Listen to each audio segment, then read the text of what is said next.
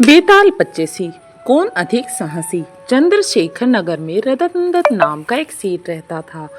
उसकी एक लड़की थी, उसका नाम था उन्मादनी। जब वह बड़ी हुई तो रतन दत्त ने राजा के पास जाकर कहा, आप चाहे तो उससे ब्याह कर लीजिए। राजा ने 3 दासियों को लड़की को दिखाने को कहा।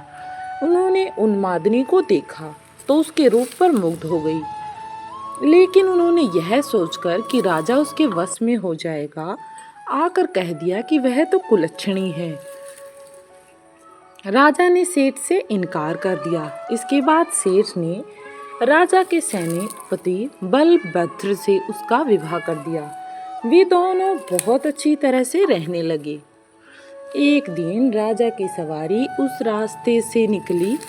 उस समय उन्मादनी अपने कोठे पर खड़ी थी। राजा की उस समय उस पर निगाह पड़ी तो वह उस पर मोहित हो गया। उसने पता लगाया, मालूम हुआ कि वह सेठ की बेटी है। राजा ने सोचा कि हो न हो जिन दासियों को मैंने देखने भेजा था उन्होंने छल किया है। राजा ने उन्हें बुलाया तो उन्होंने आकर सारी बात सच सच कह दी। इतने में सेनापति वहां आ गया। उसे राजा की बेचैनी मालूम हुई। उसने कहा, स्वामी, उन्मादनी को आप ले लीजिए। राजा ने गुस्सा होकर कहा, क्या मैं अधर्मी हूँ जो पराई स्त्री को ले लूं? मैं ऐसा कभी नहीं करूँगा। राजा को इतनी व्याकुलता हुई कि वह कुछ दिन में मर गया। सेनापति ने अपने गुरु को यह हाल सुनाकर पूछा कि अब मैं क्या करूं? गुरु ने कहा, सेवक का धर्म है कि स्वामी के लिए जान दे दो, स्वामी की जान लो न। राजा की चिंता तैयार हो गई। सेनापति वहां पर गया और उसमें कूद पड़ा। अब उन्मादनी को यह बात मालूम हुई तो वह भी पति के साथ कूदने के लिए तैयार हो गई और अपना धर्म समझकर चिता के पास पहुंची और उसमें जाकर भस्म हो गई।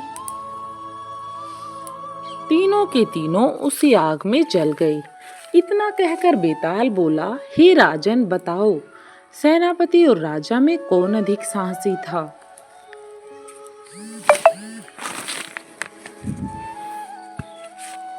राजा ने कहा, राजा अधिक साहसी था, क्योंकि उसने राजधर्म पर दृढ़ रहने के लिए अपने प्राण तक न्यौछावर कर दिए।